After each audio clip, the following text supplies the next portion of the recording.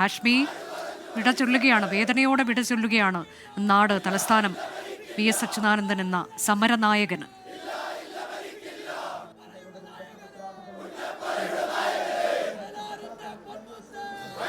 ഉറപ്പായും അനുജ നേരത്തെ പറഞ്ഞതുപോലെ ആ സമരനായകന്റെ ആശയങ്ങൾക്ക് തുടർച്ച ഉണ്ടാകും എന്ന് 101% ഉറപ്പിച്ച് പറയാൻ കഴിയുന്ന കാഴ്ചകൾ നമ്മൾ ഇവിടെ നിന്ന് കണ്ടു. അത് എടുത്തു പറയാനുള്ള കാരണം ഇപ്പൊ +2-നും ഡിഗ്രിക്കും ഒക്കെ പഠിക്കുന്ന, അല്ലെങ്കിൽ 10ാം ക്ലാസ്സിലൊക്കെ പഠിക്കുന്ന കുട്ടികൾ, നമ്മൾ ജെൻസി എന്ന് പറയുന്ന ആ തലമുറ ഒരുപാട് ഇങ്ങോട്ടേക്ക് ഒഴുകി. ഒരുപക്ഷെ ഇങ്ങോട്ട് വന്ന വലിയ ജനക്കൂട്ടത്തിൽ നല്ലൊരു ശതമാനം ആ യുവാക്കൾ ഉണ്ടായിരുന്നു. ആ യുവാക്കൾ വി എസിനെ മനസ്സിലാക്കുന്നവരാണ്.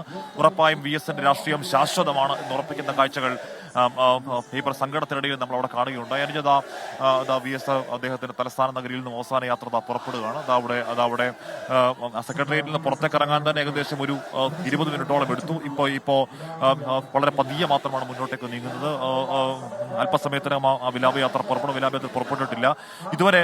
അനുജ ഏതാണ്ട് കൃത്യസമയം ആ സമയനിഷ്ഠ കൃത്യമായി പാലിക്കാൻ കഴിഞ്ഞിരുന്നുവെങ്കിൽ, പക്ഷേ ഇനിയിപ്പോൾ ആ സമയനിഷ്ഠ പാലിക്കാൻ കഴിയുമോ എന്നറിയില്ല. കാരണം അതിനകത്ത് വളരെ കൺട്രോൾഡായ രീതിയിൽ പോലീസ് സംവിധാനങ്ങൾ നിയന്ത്രണത്തിലൊക്കെ ആയിരുന്നു അവിടെ ആൾക്കൂട്ടം വി എസിനെ കാണാൻ വേണ്ടി എത്തിയിരുന്നത്. പക്ഷേ ഇനിയിപ്പോൾ തെരുവിൽ ഇപ്പം വി എസിനെ ഇഷ്ടപ്പെടുന്ന ആയിരക്കണക്കിനായ മനുഷ്യർ തെരുവിലേക്ക് ഇറങ്ങുമ്പോൾ ഏതെങ്കിലും രീതിയിൽ ആ രീതിയിലുള്ള നിയന്ത്രണം സാധ്യമാകുമോ എന്ന കാര്യം അറിയില്ല. അത് ഉറപ്പായും ഈ സമരവീതിയിൽ കൂടി പോവാണ് വി എസ്. അത് അദ്ദേഹത്തിന്റെ അവസാന യാത്രയാണ്. അത് വളരെ വൈകാരികമായ യാത്രയാണ്. അനുജ നമുക്കറിയാം, ഇക്കാണ് സെക്രട്ടേറിയറ്റിന് മുന്നിലെ അസംഖ്യം സമരങ്ങളിൽ വി എസ് വന്നിരുന്നതാണ്.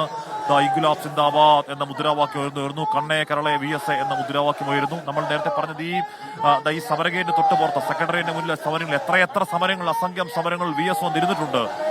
അനുജ SFIയുടെ സമരങ്ങൾ, DYFIയുടെ സമരങ്ങളിൽ, അവിടുത്തെ പ്രതിപക്ഷ യുവജന സംഘങ്ങളുടെ സമരങ്ങളിൽ, അല്ലാത്ത സമരങ്ങളിലൊക്കെ വി എസ് വന്ന് ഇവിടെ കുത്തിയിരുന്നുണ്ട്. ഇവിടെ 12 മണിക്കൂർ നിരാഹാരമടക്കം വി എസ് വന്ന് നേരിട്ടിരുന്നിട്ടുള്ള സമരപ്പന്തലാണ്. അവിടെ ആശമാരുടെ സമരപ്പന്തൽ അവിടെ കാണാം. ഒരുപക്ഷെ വി എസ് രാഷ്ട്രീയം അനാരോഗ്യത്തിന്റെ കാലത്താണ് ആ സമരം ഉണ്ടാകുന്നത്.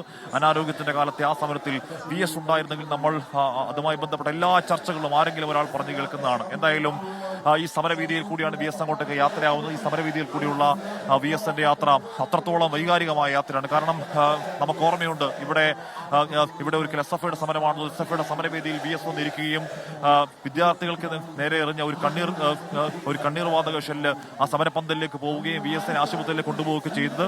അതിന് തൊട്ടു പിന്നാലെ LDF ഹർത്താൽ പ്രഖ്യാപിക്കുന്ന സാഹചര്യം ഉണ്ടായി. പക്ഷേ ഈ സമരത്തിനൊടുവിൽ, അല്ലെങ്കിൽ വി എസ് ഈ സമരപന്തലിന് പോയി കൃത്യം 2 മണിക്കൂർ കഴിഞ്ഞപ്പോഴേക്കും കുന്തിന്റെ കൊന്തല ഒരു കൈ കൊണ്ട് പൊക്കി പിടിച്ചുകൊണ്ട് വീണ്ടും വി എസ് ഈ സമരപന്തലിലേക്ക് വരികയും അന്ന് ഐതിഹാസികമായ ഒരു പ്രസംഗം വിദ്യാർത്ഥികളോട് വി എസ് നടത്തുകയും ചെയ്തിരുന്നു. അങ്ങനെ എത്ര സമരങ്ങൾ, അസംഖ്യം സമര പോരാട്ടങ്ങൾക്ക് ഈ സെക്രട്ടേറിയറ്റിന് മുന്നിൽ ഇരുന്നിട്ടുള്ള വി എസ് അതേ സമരവീതിയിൽ കൂടി യാത്രയാവുകയാണ്. പക്ഷേ ഇക്കുറി ഒരു സമരത്തിൽ പങ്കെടുക്കാനുള്ള യാത്രയെല്ലാം ആ സമര ജീവിതം അവസാനിച്ച് ആ സൂര്യ തേജസ് അസ്തമിച്ച് ഓർമ്മകൾ ബാക്കിയാക്കിയുള്ള ഒരു മടക്കമാണ്. ഉറപ്പായും തലസ്ഥാന നഗരിക്ക് ഇത് സങ്കടത്തിന്റെ യാത്രയാണെന്ന് ഉറപ്പായും പറയണം. അനുജാക്കാര്യം വി എസിന്റെ ജീവിതവുമായി തലസ്ഥാന നഗരിക്ക് അഭേദ്യമായ ബന്ധമുണ്ടെന്ന് മുഖ്യമന്ത്രിയായും അത് പ്രതിപക്ഷ നേതാവായും അത് പാർട്ടി സെക്രട്ടറിയായും LDF കൺവീനറുമായും ഒക്കെ തിരുവനന്തപുരവും വി എസും തമ്മിൽ അഭേദ്യമായ ബന്ധമുണ്ട്. ആ അഭേദ്യമായ ബന്ധമുള്ള നഗരി വി എസിന് വിട നൽകുകയാണ്. സമരനായകന് വിട ഇന്ന് തലവാചകം കുറിച്ച ആ KSRTC ബസ് മുന്നോട്ടേക്ക് നീങ്ങുകയാണ്. പതിയെ മുന്നോട്ടേക്ക് നീങ്ങുന്നു. അപ്പോൾ മന്ത്രി വി ശിവൻകുട്ടി അടക്കമുള്ളവർ ഇവിടെയുണ്ട്. മുഖ്യമന്ത്രി പിണറായി വിജയൻ അടക്കം വാഹനത്തിനുള്ളിലുണ്ട്. പാർട്ടി സംസ്ഥാന സെക്രട്ടറി MV ഗോവിന്ദൻ അടക്കമുള്ളവരുണ്ട്. ഇവിടെ ഈ വാഹനത്തിന് ചെറിയ ഒരു മാറ്റം വരുത്തിയാണ് ഇറക്കിയത്. കാര്യം അതിന്റെ സൈഡിലെ ഗ്ലാസ് എടുത്ത് മാറ്റി കുറച്ച് താഴേക്ക് ഇറക്കി വഴിയരികിൽ നിൽക്കുന്ന ഓരോ പ്രവർത്തകരും ആദരമർപ്പിക്കാൻ, മുഷ്ടിയുരുട്ടിയെങ്കിലും ആദരമർപ്പിക്കാനുള്ള രീതിയിൽ, മുഷ്ടിയുരുട്ടി ആദരമർപ്പിക്കാനുള്ള രീതിയിൽ ആ രീതിയിൽ വാഹനം ചെറിയൊരു മാറ്റം വരുത്തിയാണ് ഇങ്ങോട്ടേക്ക് ഇറക്കിയിരിക്കുന്നത്. വിലാപയാത്ര മുന്നോട്ടേക്ക് നീങ്ങുന്നു. വിലാപയാത്ര ഉറപ്പായും വരുന്ന റോഡുകളിൽ, തിരുവനന്തപുരത്തിന്റെ പല നഗരങ്ങളിൽ, തിരുവനന്തപുരം കഴിഞ്ഞാൽ ഏതൊക്കെ രീതിയിൽ, ഏതൊക്കെ അർത്ഥത്തിൽ, എത്രത്തോളം ആയിരക്കണക്കിന് ആളുകൾ നിറയും എന്നതിന്റെ തെരുവുകൾ ഓരോ കടലായി മാറും, ഒരു മനുഷ്യക്കടലായി മാറും എന്നതിന്റെ ആദ്യ സൂചനകൾ ഇപ്പോൾ തന്നെ വരുന്നുണ്ട്. നമ്മൾ ഇന്നലെ മുതൽ കാണുന്നുണ്ട്. ഉറപ്പായും അനുജാദ് ഇന്നലെ AKG സെന്ററിൽ, ഇന്നലെ വി എസിന്റെ മകന്റെ വീട്ടിൽ, ഇന്ന് രാവിലെ വി എസിന്റെ മകന്റെ വീട്ടിൽ, ദർബാർ ഹാൾ ഒരുപക്ഷെ ഒരു വലിയ ഭീകരമായ ജനാവലി തോന്നാത്തതിന് കാരണം അത് കൃത്യമായ ക്രമീകരണങ്ങളിലൂടെ, 2 വരികളായുള്ള കൃത്യമായ ക്യൂ അറേഞ്ച്മെന്റിലൂടെ ആ ക്രമീകരണം കൊണ്ട് മാത്രമാണ് ഒരു ജനാരവം അല്ലെങ്കിൽ ഒരു വലിയ ജനാവലി ദർബാർ ഹാളിൽ തോന്നാത്തതിന് കാരണം. പക്ഷെ തെരുവിലെ സാഹചര്യം സാഹചര്യം അതല്ല തെരുവിൽ ഇപ്പോൾ തന്നെ പ്രകടമാണ്. ഇപ്പോൾ തന്നെ VS-ന്റെ ഒരു സമര ജീവിതം യാത്രയാക്കി ഇവിടെ ബസ്സിലുള്ളവർ വഴിയരികിൽ കൂടി നിൽക്കുന്നവരൊക്കെ അത് ഒരേ മുദ്രാവാക്യം വിളിക്കുന്നു. അരുമസഖാവെ VS-എ, നിങ്ങൾ ഉയർത്തിയ ആ കൊടി ഒരുപടി കൂടി ഉയർത്തിക്കെട്ടാൻ ഞങ്ങൾ വരുന്നു എന്ന മുദ്രാവാക്യവുമായി ഈ സമരവീതിയുടെ ഇരുവശവും നിൽക്കുന്ന പ്രവർത്തകർ, VS-നെ ഇഷ്ടപ്പെടുന്നവർ ഇങ്ങനെ തടിച്ചുകൂടി നിൽക്കുന്നു. ഈ യാത്ര VS-ന്റെ അവസാന യാത്ര. ഈ യാത്ര തലസ്ഥാന നഗരിയിലേക്ക് ഇനി VS-ന് ഒരു മടങ്ങിവരവില്ലാത്ത യാത്രയാണ്. ആ യാത്ര അതുകൊണ്ട് തന്നെ അങ്ങേയറ്റം വൈകാരികമാണ്, അങ്ങേയറ്റം സങ്കടം നിറക്കുന്ന ഒരു യാത്രയാണ്. ആവേശകരമായ പല യാത്രകൾക്ക്, ആവേശകരമായ പല സമരങ്ങൾക്ക് ഈ തലസ്ഥാന നഗരി സാക്ഷ്യം വഹിച്ചിട്ടുണ്ട്. അതിന്റെ മുന്നണിയിൽ മുണ്ടിന്റെ ഒരു ഭാഗം ഇങ്ങനെ ഒരു കൈ കൊണ്ട് ഇങ്ങനെ ഉയർത്തിപ്പിടിച്ച് നെഞ്ചുയർത്തി തലയുയർത്തി VS ധീരോദാത്തം നടന്ന കാലം നമുക്ക് കാണാം. അത് ആവേശകരമായ ഒരു യാത്രയാണെങ്കിൽ ഈ യാത്ര പക്ഷേ ഇത് സങ്കടയാത്രയാണ് എന്ന് ഉറപ്പായും പറയാം. VS-ന്റെ ഇനി VS-ന് ഈ തലസ്ഥാന നഗരിയിലേക്ക് ഒരു മടക്കമില്ല.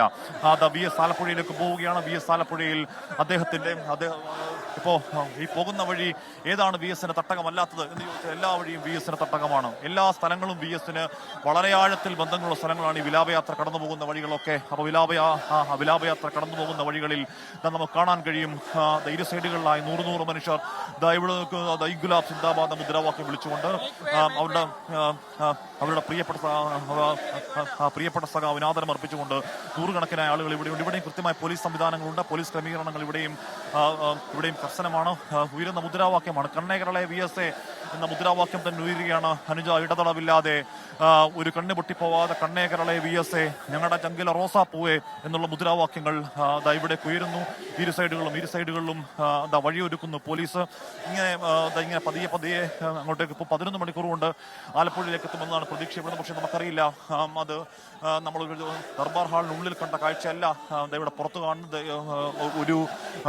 ഈ VS-നെ വഹിച്ചുകൊണ്ടുള്ള ഈ വിലാപയാത്രാ വാഹനം അത് അല്പസമയം നീങ്ങാൻ തന്നെ ധാരാളം സമയമെടുക്കുന്നു. ഏതർത്ഥത്തിൽ ഈ പറഞ്ഞ 11 മണിക്കൂർ എന്ന സമയക്രമത്തെ പാലിക്കാൻ കഴിയുമെന്നറിയില്ല. ഒരുപാട് സമരങ്ങൾക്ക് നേതൃത്വം നൽകിയ VS-ന്റെ തലസ്ഥാനം അല്ലെങ്കിൽ VS-ന്റെ തിരുവനന്തപുരം എന്ന് പറയുന്നത് ഒരുപാട് അധ്യായങ്ങളുള്ള ഒരു പുസ്തകമാണ്. അത് ഈ സമര കേരളത്തോളം വളർന്ന തലപ്പൊക്കമുള്ള അധികായന്റെ പേര് അത് ഒരേ ഒരു VS